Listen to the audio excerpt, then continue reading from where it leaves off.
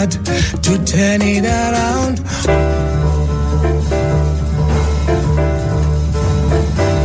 If we all could love one another, all the world could be as one.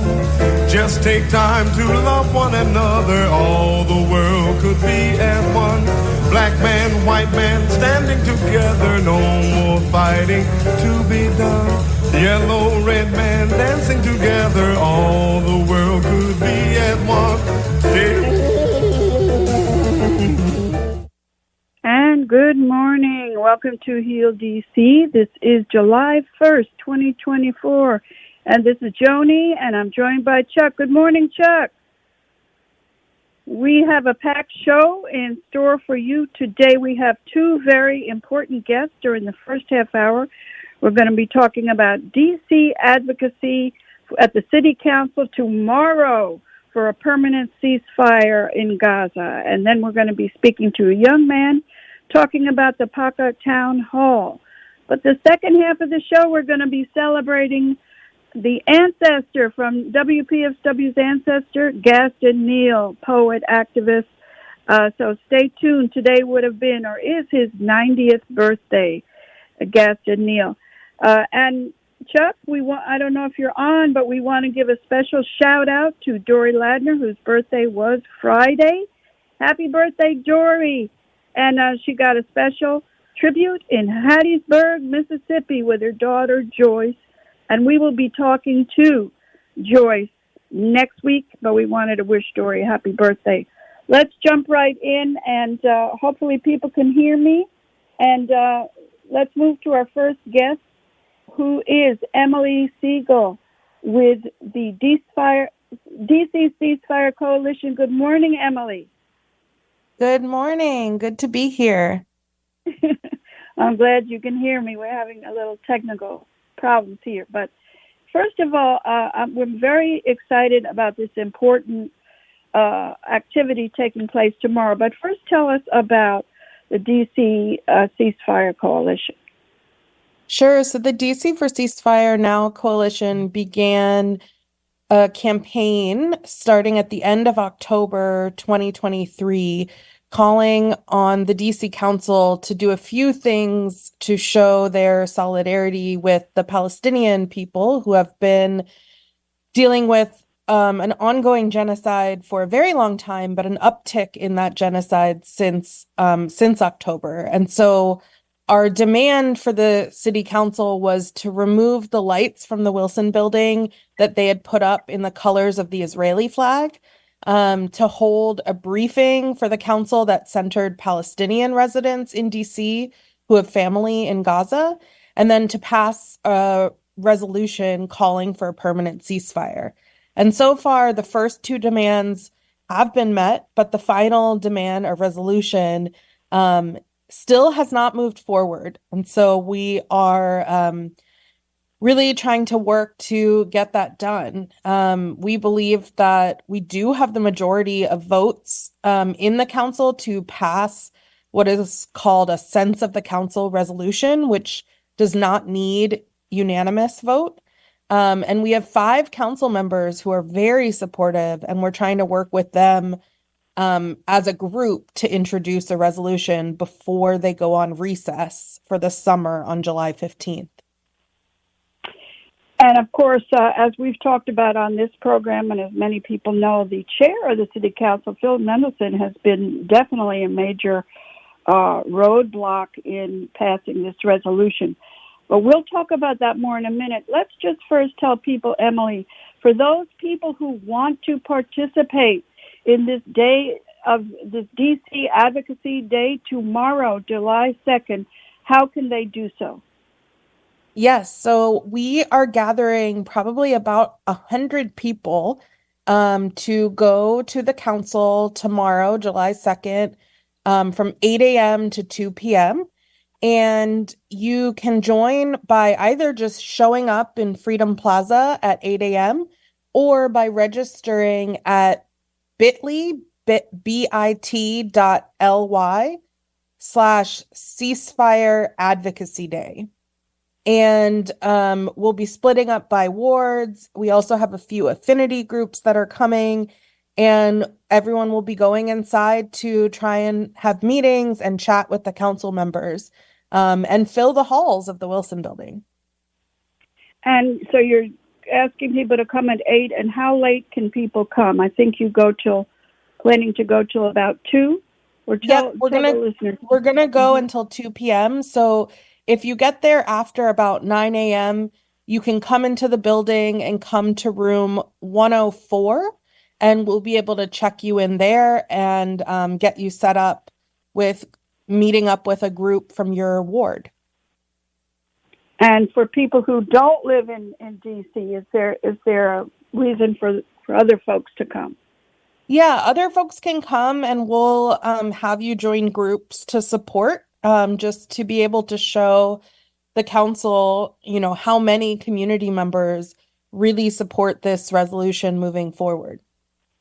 Absolutely. So for people who might be moving a little slowly tomorrow, if they're able to get there by 1 or 1:30, is that still okay? Yep, that's fine. They can come anytime between 8 a.m. and 2 p.m. and join up for at least part of the day. Terrific. And when you say affinity groups, tell us what that means. So we have a group of Jewish folks that are coming together, from Jewish Voice for Peace, If Not Now, and the New Synagogue Project. And they're going to be going around together. We also have a group of students, high school or just graduated, or college students that are coming as a group. And then we also should be having a group of Christian clergy from local churches as well. So those are some groups that will be people from various wards, but that are coming together based on sort of their identity and shared interest in this. That's really great. And I guess there wasn't a specific Muslim affinity group. No, we don't have that. But I mean, if there's a group that comes, we're welcome. We're happy to create one. But there'll also be folks from all of those backgrounds in the ward groups as well.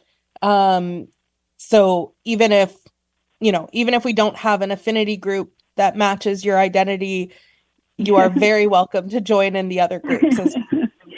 Terrific. And let's spend for a minute or two.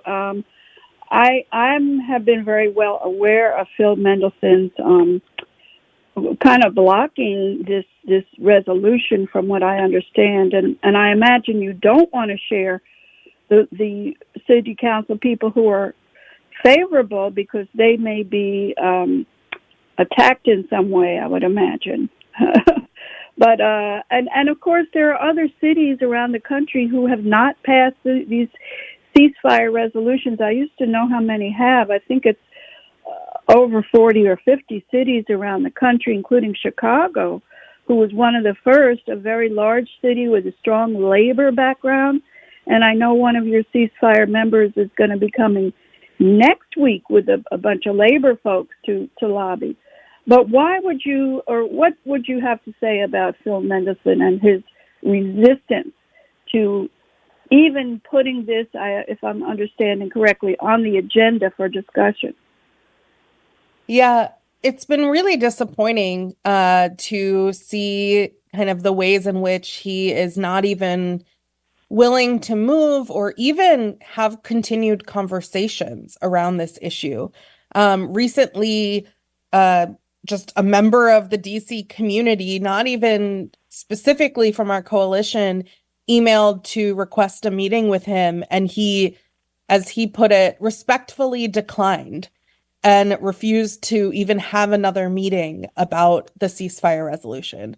I don't quite understand why he is so resistant. The reasonings that he gives us, that it's not a local issue or it's inconsequential, really make no sense, because any working person in DC pays money from their tax dollars to go to funding what's happening in Gaza right now. So absolutely. Do you remember, Emily, the dollar figure? I know you've said it before. How many? Yeah. Mm-hmm. So a total of 15.6 million goes just from DC residents' federal tax dollars every year. And Wow. so collectively, as a DC community, we're giving that amount towards the military aid of Israel. Of genocide. Yeah. That's a large amount that certainly would help on the budget issues that I know the DC Council's been dealing with for the last few months. $15.6 million of DC residents' tax money goes to slaughter in Gaza. So that's something that everyone should be thinking about. If you want to mention any other city council people that have been opposed or Yeah, so the other two members that have voiced their opposition are Brianne Nadeau for Ward 1 Mhm. and Matt Fruman for Ward 2. And Hmm. both of them have said publicly they're saying they don't think it's a local issue, they don't want to get involved. Privately to us, and I am happy to make this public, they have both said unless the resolution calls for the decimation of Hamas, that the resolution, they're not going to be in favor of the resolution. Wow. Even though the language we've shown also calls for the release of all Israeli and Palestinian hostages, Yeah.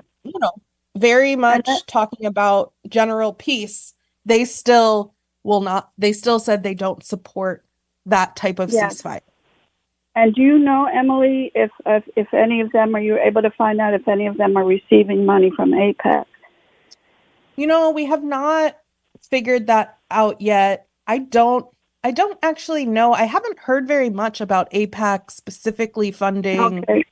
like local council. Yes, I'm sorry, Emily. I'm trying to rush you on. No problem. There is a way I suggest you get in touch with. I know Medea Benjamin and Code Pink have advised me and others when we were looking into Tacoma Park, and they were able to find out. But anything you want to say well, we only have a minute left. I would imagine that the city council people that you did not mention have been supportive. And again, we don't necessarily want to mention them because they're going to may get give them more trouble than they deserve. So one more time, tell us what is happening tomorrow and how people can get involved, when and where and how. Okay, so tomorrow we have the DC Advocacy Day for the Ceasefire Now Coalition. It will be at the Wilson Building from 8 a.m. to 2 p.m. And you can register ahead of time at bit.ly/ceasefire advocacy day, or you can just show up from about 8 to 9. We will be in Freedom Plaza. And then afterwards, you can find us in room 104 and get going for the day with us anytime between 8 and 2 p.m., 8 a.m. and 2 p.m. Thank you very much, Emily. We are very thankful. I can speak for myself. I'm very thankful for you and I'm proud of the work you were doing to end this genocide. And again, say the name of your organization. I'm with the DC for Ceasefire Now Coalition. Thank you DC. so much. Thank you very much, Emily. Okay, now we're going to move right on to another issue, which in some ways is related. I am very happy to bring on the airwaves Evan with PACA, Pan-African Community Action Organization, and talking about a very important town hall coming up on July 13th. Good morning, Evan. Good morning, Joni. Thank you so much for having me. And I'm so happy you can be here.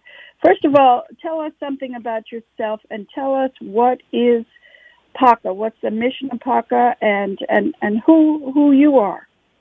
Yeah, absolutely. So my name is Evan. I'm originally from DC, from Southeast DC in particular.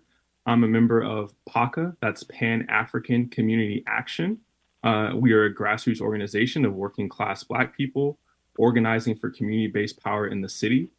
We do that through participatory programs and political education. And we primarily focus on, or we primarily concentrate our organizing efforts in Wards 7 and 8 of the city, which is, as you know, where the working class Black population is primarily concentrated.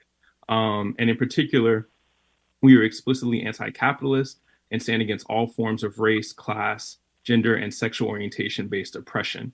So yeah, that's a broad overview of what we're about and what we do. It's very encouraging to hear you.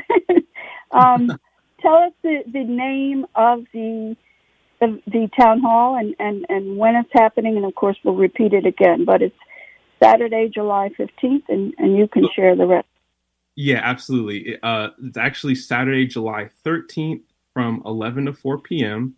The title is The Harm of Crime Bills and the Future of Community Power in Chocolate City. The event will be held at Rise Demonstration Center, 2730 MLK Avenue Southeast. It'll be in person, and you can find more information on the Eventbrite. The Eventbrite URL is PACA-crimebilltownhall.eventbrite.com. That's PACA, PACA, crimebilltownhall.eventbrite.com. And of course, we'll be listening. If you're listening to PFW, you'll be hearing more about it. But it's a great title alone, The Harm of Crime Bills and the Future of Community Power in Chocolate City. Tell us a little bit about what is meant by some of the statements I know PACA has made about the town hall. Why do you say, for example, why does PACA say, and you agree, that the crime bill is a war against Black working class, and why is that? And a war against particularly Black youth? Yeah, absolutely. Right. And we would say that this is just the latest iteration of that war. But in particular, right, and we'll talk about the specific provisions, but overarching or overall, this bill completely ignores the root issues of street level crime that it's supposed to be targeting. Those root issues being poverty, addiction, food insecurity, inadequate housing, and capitalist exploitation more broadly, right? These are all contradictions that are embedded in our society. But instead of dealing with any of these root issues, as we move into the specific provisions of the bill, we see how it, in particular, criminalizes working class people, low income people, and in particularly Black youth. So when we're talking about those provisions, what I'm speaking about in particular would be things like the criminalization of fare evasion on the metro. This bill would give police more power to detain and arrest people for fare evasion, and in fact force them to give up their name and address if stopped for fare evasion. There's also an anti-mask provision, which, beyond the obviousness of completely ignoring the ongoing dangers of COVID-19 in our community, allows for police to target individuals that are wearing masks, up to their discretion, of course, right? And a secondary offense can be added if someone is seen to be wearing a mask in the commission of a crime, or what the police say would be the commission of a crime. And then one final provision that I want to call out is this imposition or the ability to impose what are called drug-free zones that can be defined for up to 5 days in a particular area or a city block. And this is incredibly ambiguous and arbitrary in its design and what would be the implementation, and would very clearly target and further criminalize Black youth in the city arbitrarily. Absolutely. And I'm very proud and encouraged to hear you, Evan. I'll just share that WPFW other programmers we've been talking about this crime bill, I think, for much of this year. And I know I've had numerous shows with Harriet's Wildest Dreams and other folks, and Roach Brown, who can be heard Tuesdays at 10, has also discussed it as well. So it's really encouraging to hear and know that young people from PACA, including many young people from Ward 7 and 8, are standing up. I don't know if you went to any of the sessions when this bill was being fought at the city council chambers, and the building was packed. I don't remember if that was February or March, but There's been a lot of opposition before the bill was passed. So it's important that you're doing this after the bill is passed.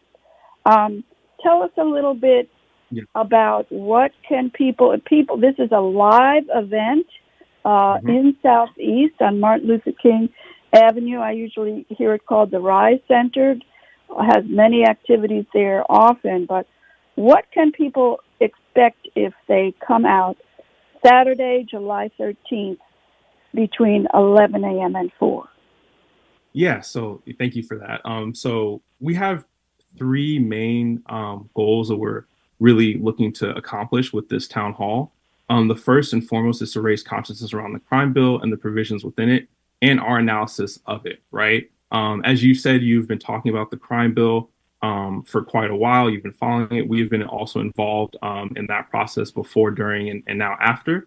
But we really want to highlight our radical analysis of that bill, right? Because PACA understands Black communities to be domestic colonies within this country, right? So we understand that Black communities in this country have no control over their economic, legal, social, or any other educational institutions that control our lives. So based on that analysis, PACA is working to foment and produce community-based power to directly fight against, right, this imposition of these colonial doctrines that affect our lives, right? And this crime bill is one of them, right? So first and foremost, we want to raise the consciousness around that. Secondly, we want to demonstrate the power and validity of community-based decision-making and participatory democracy. As you know, the community input was completely ignored in this process, right? Working class Black communities had no input in this, and their input was completely, or their perspectives were completely ignored and not acknowledged, right? But we want to bring people together to help them understand that we understand the wisdom and the creativity of the community can come up with real solutions to these problems that actually address them, that actually address issues of intercommunal violence, and that do not target or criminalize people in our community. And then finally, we want to help grow local organizations, right? Local organizations that have radical analysis like our own, right? Like the local DC chapter of BAT, Black Alliance for Peace, like Malcolm X Grassroots Movement, or MXGM DC. These organizations will be in attendance and will be a part of this process. And we hope that as a byproduct of this, we can continue to build membership and focus and awareness of these local organizations and the important work that they're doing in the city. Absolutely. And I must say, it gives me great joy to hear you use and understand the words working class, because we do not speak enough about class. And you know, some of us believe that's deliberate. We do talk about race, which of course needs to be talked about, but we also need to always understand the role of class in keeping us down and divided. I understand there's also going to be some music on July 13th. Yes, indeed. We appreciate the importance of the cultural aspects of, you know, bringing people together. So we will have, well, first off, we'll be feeding people. So there will be food. There will also be, as you said, a live performance by the Afro Go-Go Roots Collective, Crank Lukongo Unplugged. As you know, again, go-go is a very important cultural, artistic formation within the city. So, you know, we could not have that not be represented, or we couldn't have that not be represented. And finally, we want to note that there will also be on-site childcare provided. We understand that, again, right, we are planning this town hall from a people-centered perspective, right? So it's not just food, not just cultural performances, but also making sure that people have the support they need, like childcare, to engage in this type of activity. And finally, it is a free event. It's open to the public.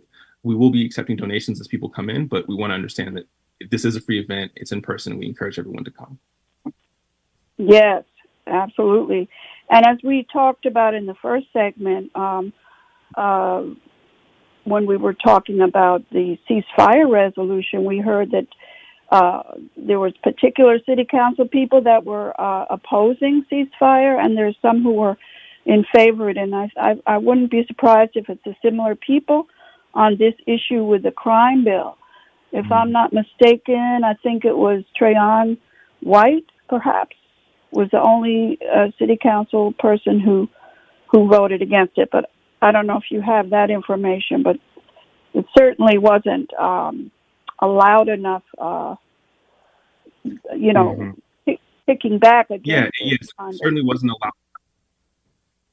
Right. Absolutely not, right? And the individual that you just mentioned also, while they may have voted against the bill, they explicitly called for the National Guard to come in and talked about the crisis of crime in the city, right? So we see that even when even in the situation where someone might be opposed to the particular instance of this crime, but again, we have a larger analysis around as I said, around Black community domestic colony, and the call for something like the National Guard to come in and reimpose law and order is directly opposed to that. And just to be clear, Trayon Wright, he abstained, but he did not vote against, right? So it's really important to note, right? Yes, and we can see that with the ceasefire bills as well, right? Yes. Sorry, Joni. Yeah. Let me just also mention that, as you well know, I'm sure, Evan, that unfortunately D.C. is not the only one who is passing these crime bills. There was a discussion on WPFW on what's at stake on Wednesday morning about how a very almost identical crime bill was being passed in Maryland. I understand there's one in Philadelphia. So it's very encouraging that PACA is taking this up, because this is an issue that is not going away, and this is real stuff, folks. We gotta really support the young people and PACA standing up on this issue. Tell us again, Evan, and I hate to leave you. I'm glad to meet you, though, but tell us again what is happening and how people can attend. Yes, it's a pleasure to be here. Thanks again for having me. I just want to reiterate the fact that, yes, this is not just a local issue. Not only are these crime bills popping up all over the country, but this is part and parcel of the move for cop cities across the country. Of course, in Atlanta, there's a move for cop city in Baltimore, right? This is happening all over the city, and this is part of the larger continued militarization of the police forces in this country and security forces in this country. So, and if I can just say, Evan, also we need to understand the word fascism, because fascism is real. We need to understand how some of these issues are encouraging the enlargement and of the coming of fascism. So this is important work that you're doing. I'm sorry. Tell us one more time what's happening July 13th and where people can go. Yes, Saturday, July 13th, PACA will be having our town hall, The Harm of Crime Bills and the Future of Community Power in Chocolate City. It will run from 11 a.m. to 4 p.m. It will be at the RISE Demonstration Center at 2730 MLK Avenue Southeast. And you can find more information on the Eventbrite at pacacrimebilltownhall.eventbrite.com. That's PACA, PACA, crimebilltownhall.eventbrite.com. And again, that is The Harm of Crime Bills and the Future of Community Power in Chocolate City. And that is Saturday, July 13th. Evan, it's great to meet you. Hope to meet you in person someday, and thank you for being with us. We have to move right along. Unfortunately, we're moving quickly here today. We're going to be spending the rest of the half hour of the hour here honoring a very important ancestor, a part of WPFW family, Gaston Neal, poet, activist, very active in the beginning of WPFW's history. Today would have been his 90th birthday. He left us a while ago, but we want to lift him up. Last year we did an hour program. We're going to be hearing some of that. Unfortunately, we can't play the whole thing today, but you'll be hearing from several poets. This is a replay. And I want to just say I wish we could have more tributes to some of our WPFW ancestors. For example, Gaston's buddy, Knapp, don't forget the blues Turner. And we'll probably hear about Knapp and Gaston in this replay. But Knapp left us 20 years ago. We need to be celebrating Knapp Turner and other folks. Again, this is a replay of something that Kenny Carroll and several others did together with me last year. We're going to go for as long as we can, so we won't be saying goodbye. We won't have an outro. This is our goodbye now. Happy the 4th of You Lie, or They Lie, and we welcome our tribute to Gaston Neal.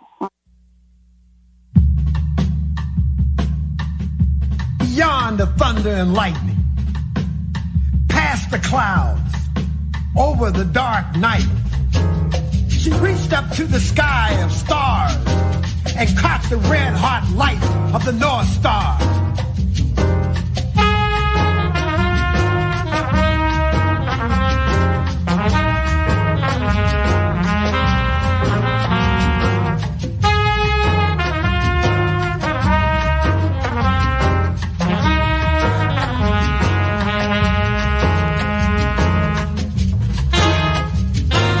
Opened the earth, rocking with blood-soaked feet. She challenged the whip, the gun, the knife. She challenged the fire, pulled from the bodies of slaves, made into laws, prisons, and courts.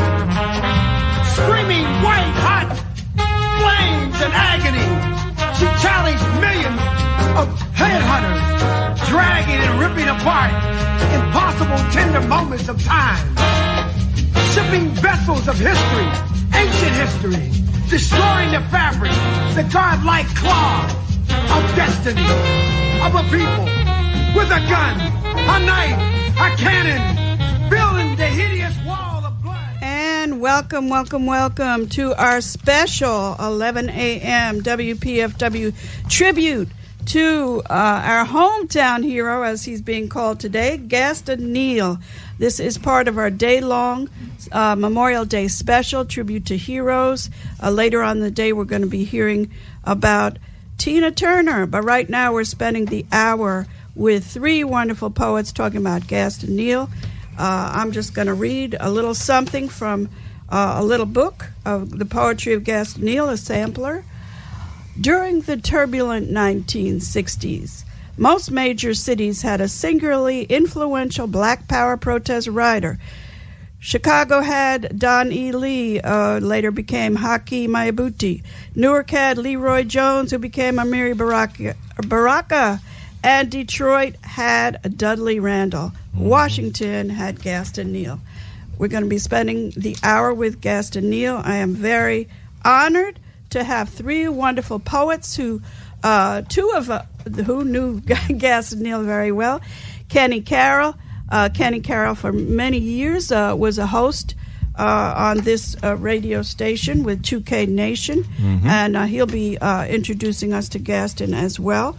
And then we have Brian Gilmore, and I'm going to ask each one of you to introduce yourselves or have Kenny introduce you. And last but not least, we have Peter Harris, and I must say it is because of Gaston Neal that I've been on the radio for 31 years. When I first came here from Pittsburgh, which was Gaston's hometown, he introduced me to WPFW. So with that said, Kenny Carroll. All right. Thank you, Joni, for having us. And I love that PFW does these memorial celebrations because we forget that part of Memorial Day is to celebrate not just the kind of the typical imperialist celebration of Memorial Day, but the celebration of all people who fight against oppression in the world. And certainly Gaston Neal was one of those people. And so just a little bit about Gaston off the top of my head. He's a Pittsburgh native. Gaston was a part of several significant radical movements, both social and civil rights movements and literary arts movements. And specifically, we can talk about his work and his significance in the Black arts movement, which, runs from the death of Malcolm X into the 70s. And we can talk about his participation in radical Black organizations, his work with people like Stokely Carmichael, his work around the country and working in communities to help communities fight off oppression. And I celebrate Gaston for also the additional work he did in the city around the health and welfare of people in the city, especially the most marginalized people. And I celebrate Gaston through the words of people like August Wilson, who talked about Gaston's oversized influence on him as a writer and an artist when he was coming up in Pittsburgh.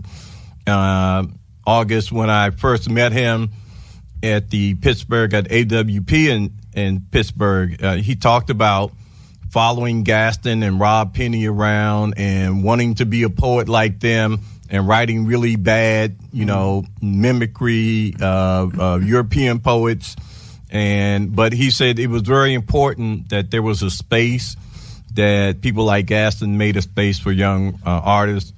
And then I talk about Amiri Baraka, one of my mentors, who really, and it's interesting, this is how I met Amiri Baraka and Gaston Neal, and I always used to tell him this story. We were at a jazz club, Woody's Hilltop on Georgia Avenue.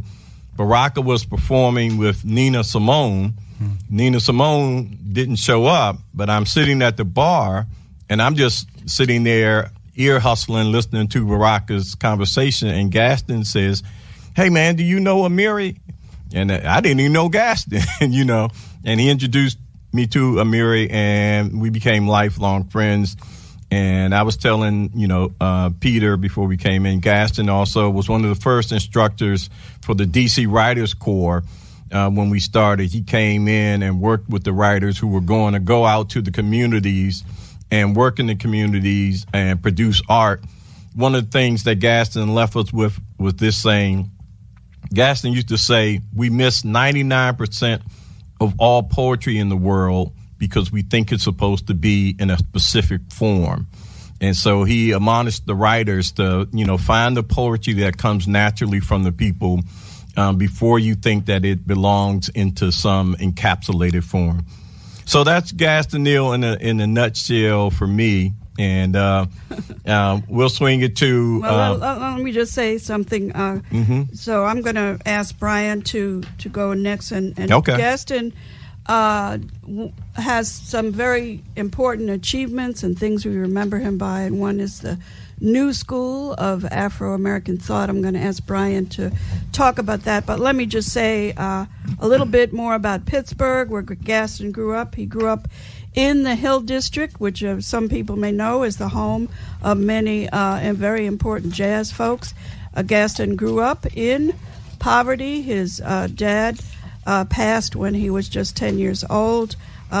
He moved to D.C. in the 50s and, of course, stayed there until his transition in the late, I think it was 99. But I'm just going to read a quote from James Early, who is another member of the PFW family. Full of history, music, struggle, love, and achievement, Gaston Neal is a memory voice heard in the present, speaking the future. So that's absolutely true. He's heard in the present and he's speaking the future. So with that, let's welcome on Brian Gilmore. And Brian, tell us a little bit about yourself as a poet before you jump into sharing with us about Gaston. Okay, thank you very much. And Brian Gilmore, native Washingtonian, Northeast crew. and been a poet for about 30 years, I guess. In this town, went to public school, and then I went to the great Archbishop Carroll High School. Graduate of the UDC Law School as well. Very proud of that. So, but my life has been in this city. Love this city, and even though it's the colony, I still love it. And Brian was also part of our Sonia Sanchez tribute last fall. So, and thank you with that too. So I met Gaston probably a little bit after I became a poet. Just arbitrarily met him through Kenneth Carroll and became a mentor to me, a great friend, and appreciated the work he was doing. Very committed individual. So before I talk about the new school, let me read a little bit about what Gaston said about himself from a book called The Black Power Revolt from 1967. He has a poem in there, but his bio, he wrote himself, he says, dead born 1934, reborn 61 with the knowledge of the beauty of my blackness, the unfailing destiny of my people and me. Born and raised in Pittsburgh, Penn, Black Hill District. My philosophy after I destroyed the whiteness or most of it, for I believe somewhere in me there is still some hiding. However, I will not rest until I'm purged and linked completely with my brothers in the struggle to destroy and rebuild a black nation. Right now, my philosophy is simple. Discipline for unity, unity for a nation, discipline for unity. He also says, right now, this is in 67, right now my life is involved in the new school of Afro-American thought. I am the cultural director and I'm editing a volume of poetry of my time spent in St. Elizabeth Hospital. So to give a few notes about Gaston and the new school of Afro-American thought, before that, Gaston was a poet before that, probably back until the 50s, because he is at the famous reading at Howard University of the Beat Poets who came down. Mary Baraka, A.B. Spellman, and Gaston came down from New York City, and Greg Corso was there, Allen Ginsberg was there, Ray Bessemer was there, and they read at Howard University. It was kind of like a really big deal, especially on the campus of Howard University. And then, of course, Baraka writes this famous poem called One Night Stand, which is pretty hilarious if you read it, because he's trashing Howard with his metaphors and codes. So Gaston was reading poetry at least by the 60s, because Julius Hobson organized a reading in 1964, a really big deal, and Gaston was on that. Right. And that was 1964. That was called Four Acts for Act at WST. I know us old school DC heads know WST. You couldn't even miss it when you were traveling uptown. Right. So, but him and Don Freeman did form the New School of Afro-American Thought in 65, and then they started programming in 66, 67. They did a famous launch in October 1966 at their storefront down there. This was in the 14th Street corridor, probably right near where all the action is, right near the Reeves Center, right near all of that now. And so Mary Baraka read at that reading, Larry Neal, Sterling Brown, Owen Dodson, A.B. Spellman, all read at that reading. It was called 3 Days of Soul. Gaston and Don Freeman were able to bring in 20 music acts over 3 days.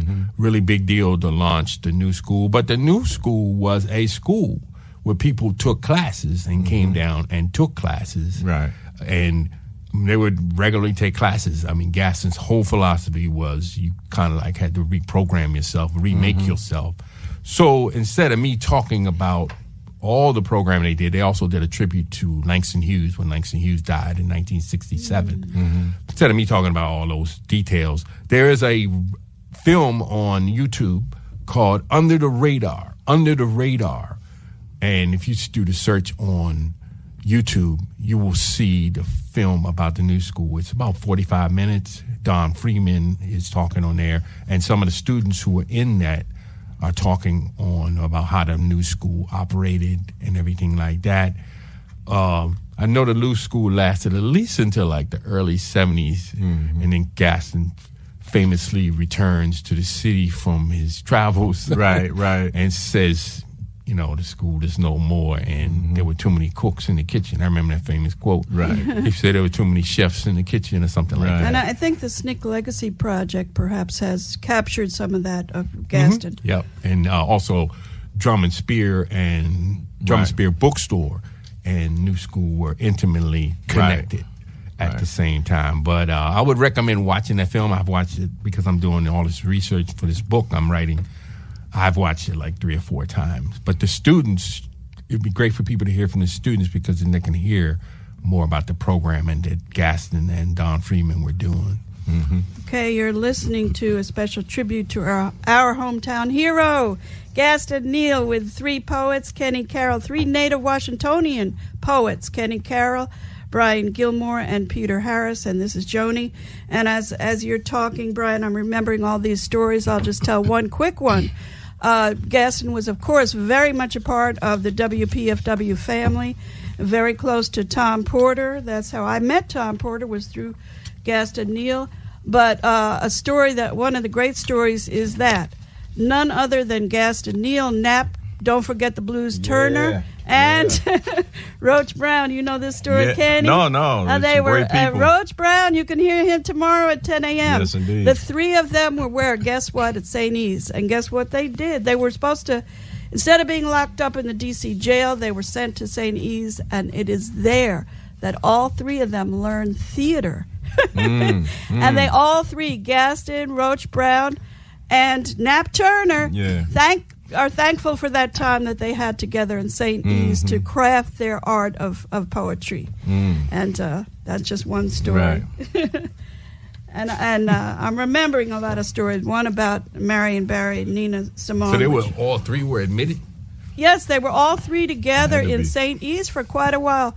It was probably at least a year. I'll ask Roach, but Roach still talks about it, and Knapp talked about it fondly. And Knapp Turner was a wonderful, in addition to being a lot of things, but he was also an actor and a poet. And he starred in the August Wilson piece here at the Woolly Mammoth Theater.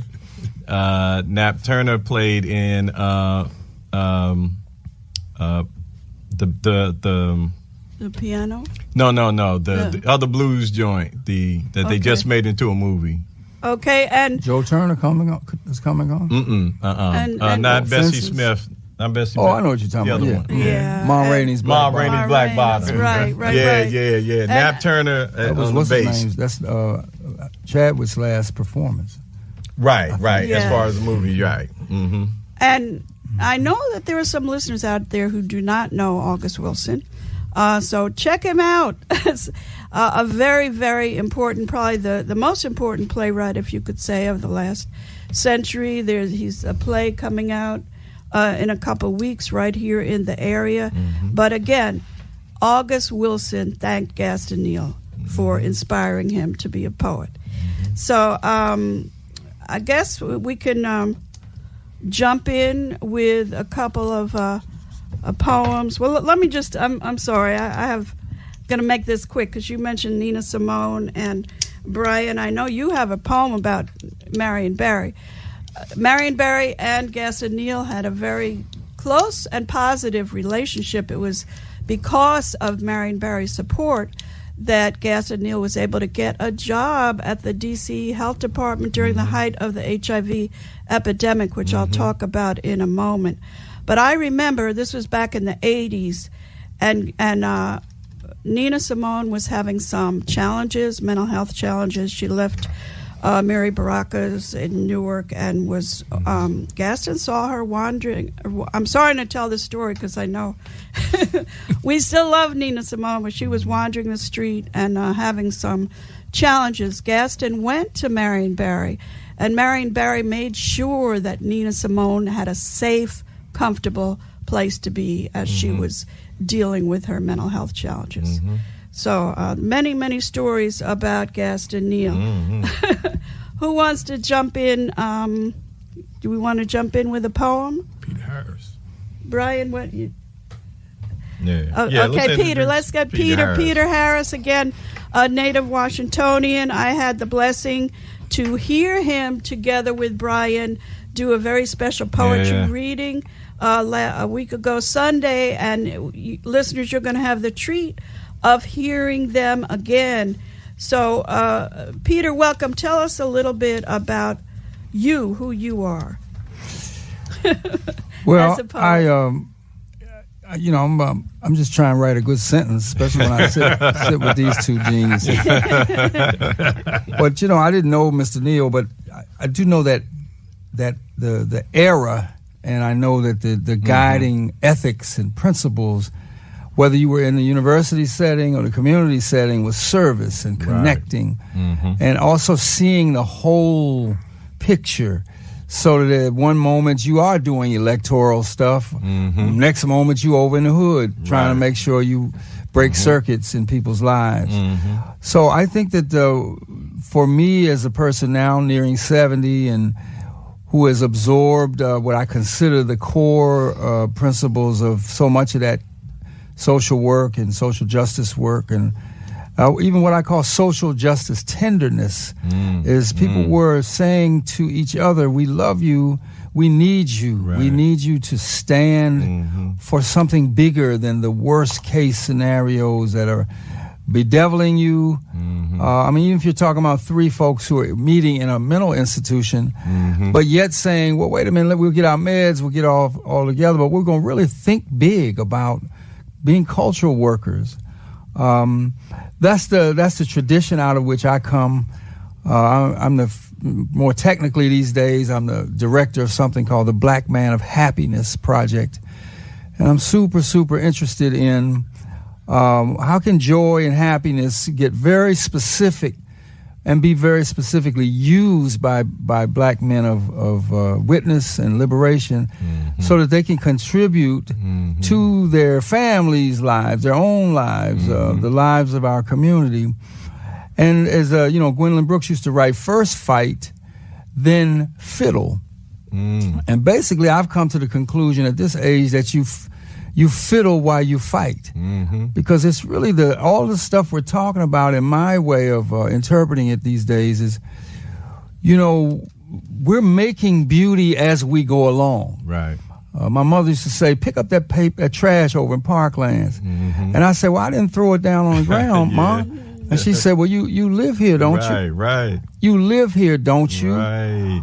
And that is the ethic that's driving so much of my cultural work. The poetry is my freedom, venue. That's where I go to sing my song without censorship. That's where I go to be my most imaginative self. So, you know what I mean? You can look up my work, blackmanofhappiness.com. And I'm here in D.C. this particular visit as a residency artist at the Nicholson Project, which is over on Nicholson Street in Southeast. And for another month, I'll be here thinking and writing and resting and researching, doing stuff like this.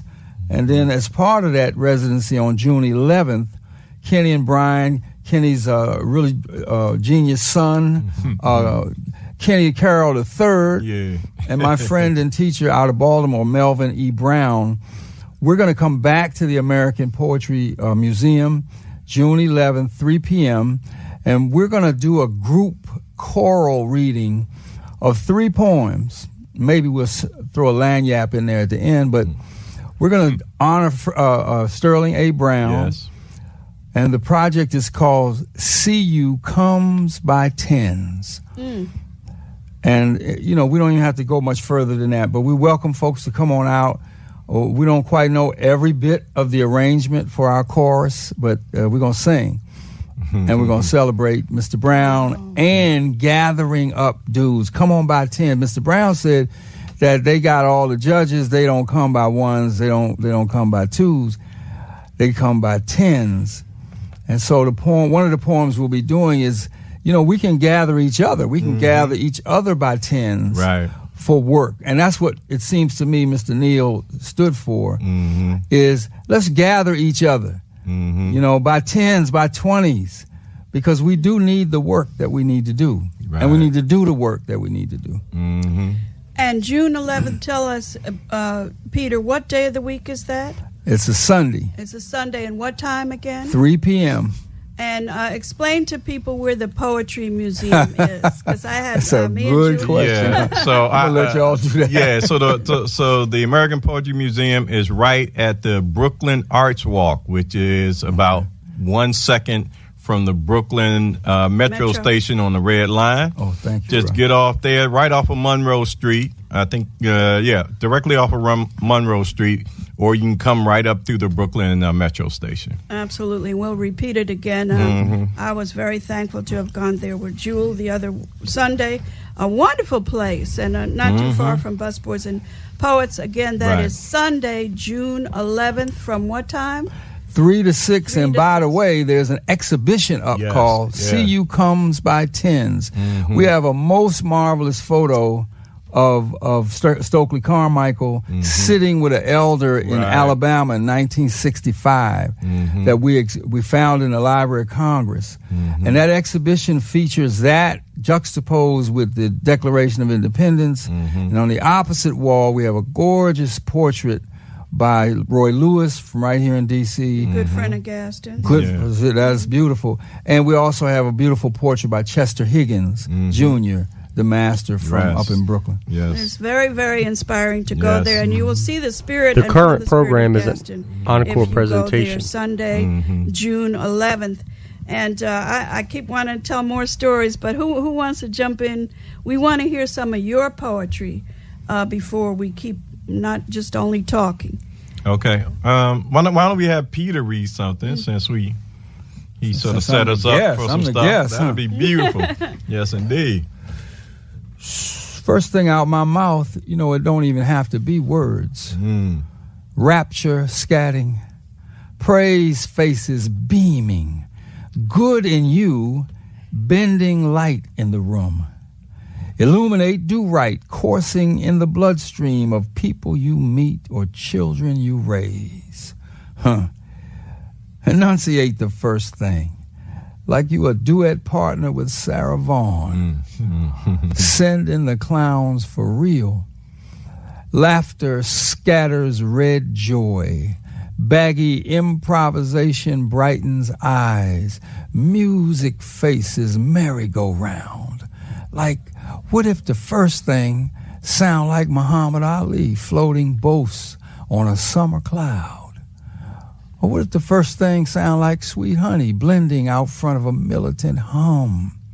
Or Malcolm pinpointing on a cushion of New Day Errol Garner?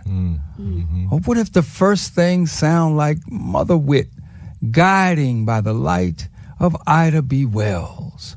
Or you, yourself, being to the core of daylight in your baby?